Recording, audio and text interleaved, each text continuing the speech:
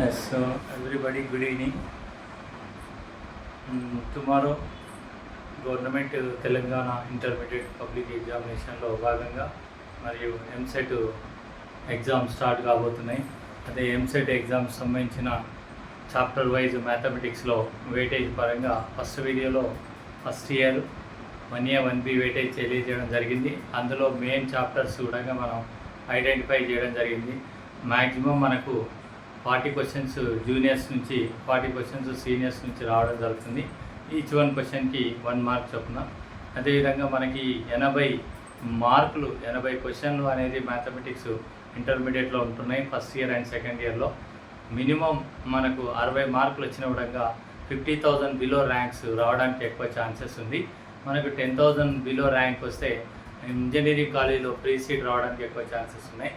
కాబట్టి మనం ఇందులో మేజర్గా వచ్చేసి ఫస్ట్ ఇయర్లో మెయిన్ టాపిక్స్ ఏమేమో ఫస్ట్ వీడియోలో తెలియజేయడం జరిగింది. ఆ టాపిక్స్లో ఉన్న మెయిన్వి ఏమేమో వాటికి సంబంధించిన సబ్ టాపిక్స్ సంబంధించిన ప్రాబ్లమ్స్ను బాగా ప్రాక్టీస్ చేసుకొని ఎగ్జామ్కి అటెండ్ కావాలి. మేజర్ టాపిక్స్ పర్ఫెక్ట్గా మనం అటెండ్ అయినప్పుడు ఎక్కువ స్కోరింగ్ చేయడానికి ఛాన్సెస్ ఉన్నాయి, మార్క్స్ ఎక్కువ. కాబట్టి ఈ సెకండ్ ఇయర్లో కూడా అదేవిధంగా 2A అండ్ 2Bలో కూడా వాటి చాప్టర్ వైజ్ వెయిటేజ్ కూడా ఎంసెట్కి ఇవ్వడం జరిగింది. ఇది పర్టికులర్గా సేమ్ డిటో యాజ్ టీజ్గా వెయిటేజ్ అని కాదు. 1 or 2 క్వశ్చన్స్ 1 or 2 చాప్టర్స్ నుంచి మనకు చేంజెస్ కావచ్చు, కానీ మ్యాక్సిమం మాత్రం ఈచ్ వన్ సబ్జెక్ట్లో 18 నుంచి 20 క్వశ్చన్స్ రావడానికి మాత్రం ఛాన్సెస్ ఉన్నాయి మ్యాథమెటిక్స్లో 1A 1B 2A 2B వీటిలో. కాబట్టి ఫస్ట్ ఆఫ్ ఆల్ ఇంతకుముందు ఫస్ట్ వీడియోలో జూనియర్స్ గురించి చెప్పడం జరిగింది. జూనియర్స్ మీన్స్ 1A 1B గురించి వెయిటేజ్ చెప్పడం జరిగింది. ఇప్పుడు 2A 2B గురించి వాటి యొక్క చాప్టర్ వైజ్ వెయిటేజ్ ఉన్నది. కాంప్లెక్స్ నెంబర్స్లో మనకి 3 క్వశ్చన్స్ రావడానికి ఛాన్స్ ఉంది.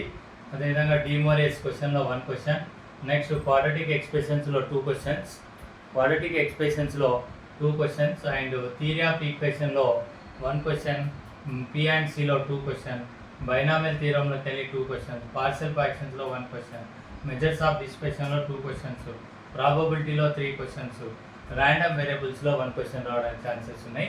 ఇది 2Aలో మ్యాథమెటిక్స్ 2Aలో. మ్యాక్సిమం ఇక్కడ నేర్చుకోవాల్సిన టాపిక్స్ ఏంటంటే ఈజీగా ఉన్నది అంటే కాంప్లెక్స్ నెంబర్స్ ఎక్కువ స్కోర్ చేయొచ్చు, 3 క్వశ్చన్స్. అదేవిధంగా మనకి P and C permutation and కాంబినేషన్లో 2 క్వశ్చన్స్ రావడానికి ఛాన్స్ ఉన్నాయి. బైనామియల్ థియరంలో 2 క్వశ్చన్స్, నెక్స్ట్ మెజర్స్ ఆఫ్ డిస్పర్షన్లో mean deviation about the median and continuous frequency కాకుండా remaining ungroup data and group డేటాలోకి వెళ్ళి బాగా చూసుకోవడం జరుగుతుంది. వాటిలోకి వెళ్ళి 2 క్వశ్చన్స్ ఎక్కువ రావడం జరుగుతుంది. అదేవిధంగా ప్రాబబిలిటీలో 3 క్వశ్చన్స్ రావడానికి ఛాన్సెస్ ఉన్నాయి. అట్లా ఈ చాప్టర్స్లో ఫస్ట్ 1 2 3 4 నెక్స్ట్ 5 క్వశ్చన్స్ 5 చాప్టర్స్ బాగా నేర్చుకుంటే మనం ఎక్కువ స్కోరింగ్ చేయడానికి ఛాన్సెస్ ఉన్నాయి. ఎగ్జాంపుల్గా చూడండి, ఇక్కడ 3 + 2 5 6 7 7 8 9 9 +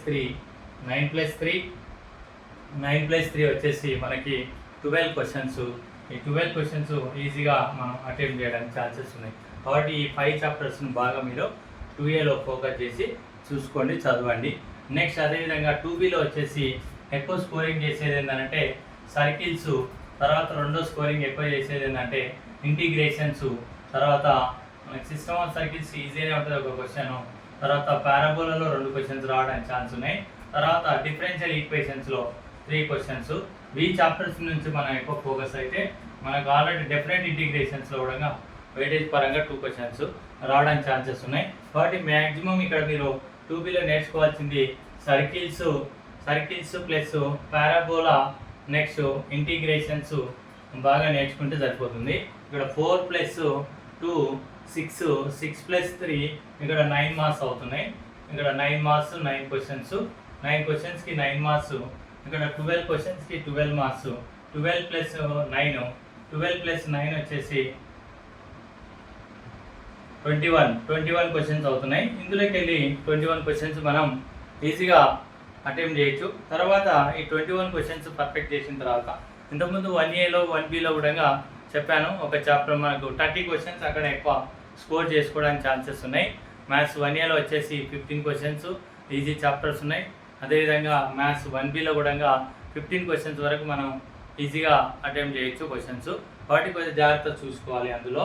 ప్లస్ ఇంకొకటి ఏంటంటే అక్కడ 15 ఒక 30 ప్లస్ ఇక్కడ వచ్చేసి మన 2A 2Bలో కంపేర్ చేస్తే 21, 30 + 21 51 మార్క్స్, 51 క్వశ్చన్స్ రావడానికి ఛాన్స్ ఉన్నాయి. ఈ 51 మార్క్స్లో మినిమం మీకు 80 క్వశ్చన్లోకి వెళ్ళి పర్ఫెక్ట్గా ఒక 50 క్వశ్చన్స్ చేసినా, కరెక్ట్ ఆన్సర్స్ 50 క్వశ్చన్ చేసినా, మిగతా 30 క్వశ్చన్స్లోకి వెళ్ళి మనం ఎక్కువ ఆన్సర్స్ చూజ్ చేసుకోవడానికి ఇందులో మనకు వచ్చేసి మల్టిపుల్ చాయిస్ క్వశ్చన్స్ కాబట్టి A and B and C and D ఆప్షన్స్లోకి వెళ్ళి ఎక్కువ మనకు లక్ కలిసి రావాలంటే BCని ఎక్కువ చూజ్ చేయండి. BCలో ఎక్కువనే ఆన్సర్స్ ఉంటాయి.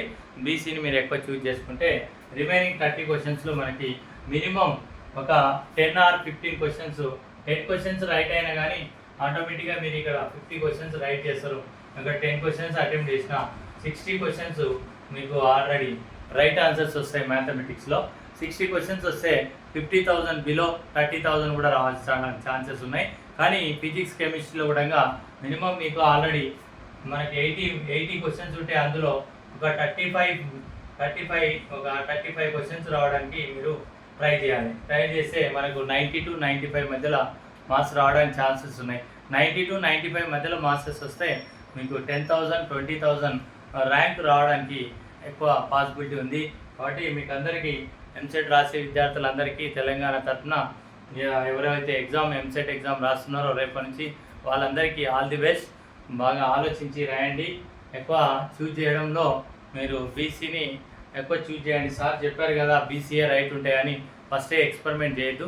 మనకు వచ్చిన క్వశ్చన్స్ అన్నీ చూజ్ చేసుకున్న తర్వాతనే మిగతా రాని క్వశ్చన్స్ ఏవైతే ఉన్నాయో అప్పుడు మాత్రం మనం BCలో ఎక్కువ రైట్ ఆన్సర్స్ ఉండే ఛాన్సెస్ ఉన్నాయి. కాబట్టి వాటిని BC ఆప్షన్స్లోని B and C options choose చేసుకోవడానికి మీరు ఇంట్రెస్ట్ చూపి రాయాల్సిందే కోరుచున్నాను. ఇందులో ఫస్ట్ ఆఫ్ ఆల్ మీరు మ్యాథమెటిక్స్ నాకు బాగొచ్చు, తర్వాత ఫిజిక్స్ జర స్లో వచ్చు, తర్వాత కెమిస్ట్రీ అసలే రాదు, ఇలా ఉన్న స్టూడెంట్స్ ఎవరైతే ఉంటే ఎవరున్నా సరే, ఏ స్టూడెంట్స్ అయినా సరే, ఫస్ట్ ఆఫ్ ఆల్ మీరు ఎంసెట్ పేపర్ చదివేటప్పుడు ఫస్ట్ స్టార్ట్ చేయడమే మనం కెమిస్ట్రీ నుంచి స్టార్ట్ చేయాలి.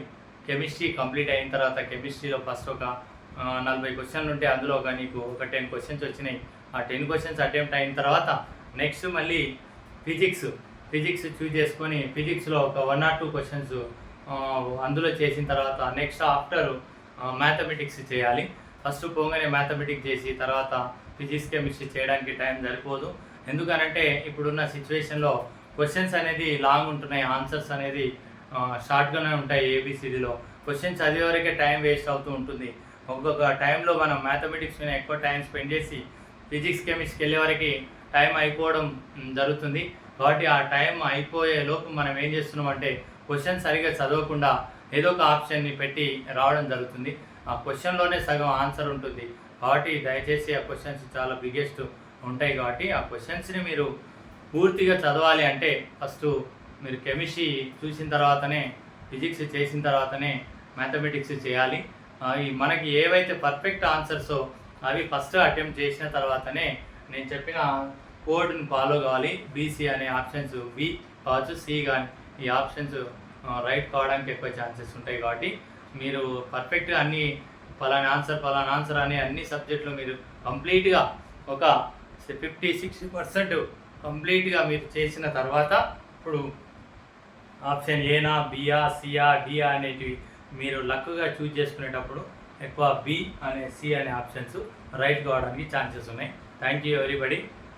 మీకు అందరికీ మరొకసారి నేను ఆల్ ది బెస్ట్ చెప్తున్నాను. మంచి ర్యాంక్స్ తోటి మీరు అందరూ ముందుకు వచ్చి మంచి టాప్ కాలేజ్ ఇంజనీరింగ్ కాలేజీలో సీట్ పొందాలని కోరుకుంటున్నాను. Thank you so much.